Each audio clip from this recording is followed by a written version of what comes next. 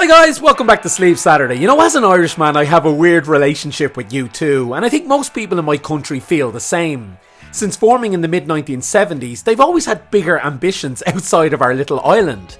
Their impact on the confidence and cultural psyche of this country in the 1980s was just immense. You know, that a band from little old Dublin could go and conquer the biggest market in the world, the United States, and eventually the world.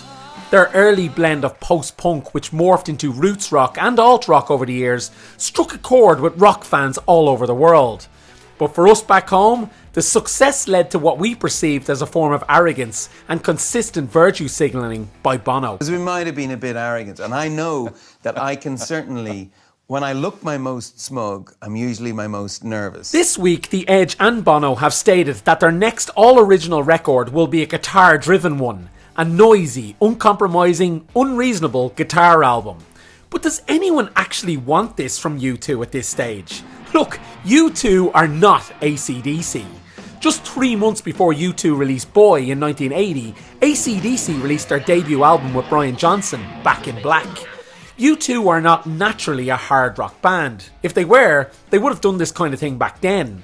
Shoehorning a hard, noisy guitar album into your discography at this point in your career is just nonsense. Edge is not Angus Young, and to even try at this point is pointless.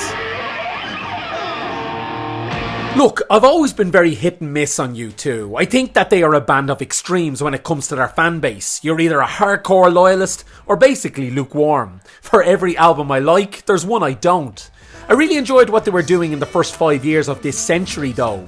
Their ability at that stage to write radio-friendly singles and engaging albums was impressive. But man, I really haven't liked what I've been hearing in the last 10 years. Between 2014's Songs of Innocence, which reflected on their youth, and 2017's Songs of Experience, which reflected on Bono's personal relationships, it's all been very melancholy and introspective.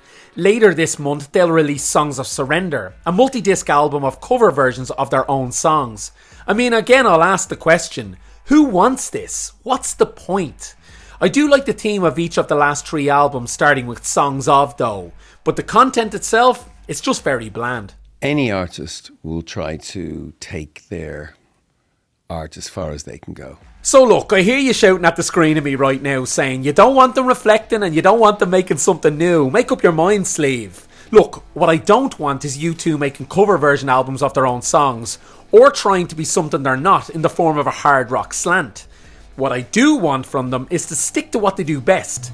The How to Dismantle an Atomic Bomb LP is the sweet spot and exactly what U2 do right in the 21st century.